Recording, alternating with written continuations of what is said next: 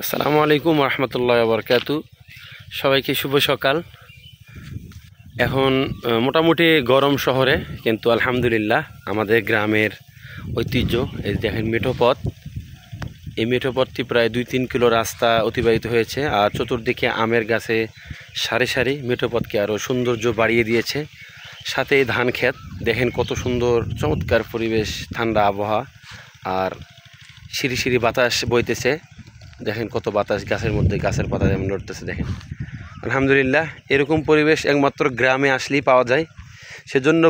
সেজন্য মনে হয় সবাই বলে যে প্রকৃতি যদি সুন্দর না হতো তাহলে দুনিয়া মনে হয় এত সুন্দর হইতো না। এবং দুনিয়ার সবচাইতে বেশি সৌন্দর্য লুকিয়ে আছে গ্রামগুলোতে। দেখেন আমাদের গ্রাম কত সুন্দর, সম্পূর্ণ ভেজাল মুক্ত এবং ফরমালিন মুক্ত, জীবাণুমুক্ত বাতাস।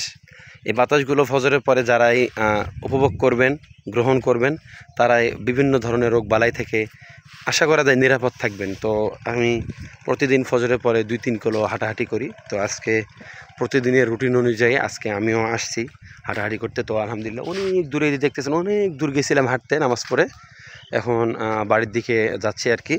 তো ভাবলাম যে আপনাদেরকে একটু শেয়ার করি সুন্দর পরিবেশটা, এই জন্য ভিডিও বানানো আর কি।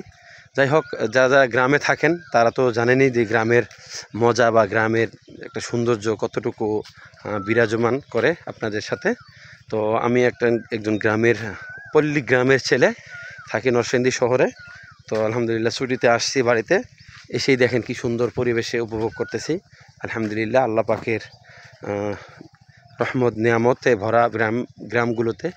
তো এই এতটুকুই। ভালো লাগলে অবশ্যই ভিডিওটি লাইক, কমেন্ট, শেয়ার করবেন। আপনি যদি গ্রামের ছেলে হন, গ্রামের মানুষ হন, তো অবশ্যই ভিডিওটি আপনাকে ভালো লাগবে এবং সুন্দর বিনোদন দিবে ইনশাআল্লাহ।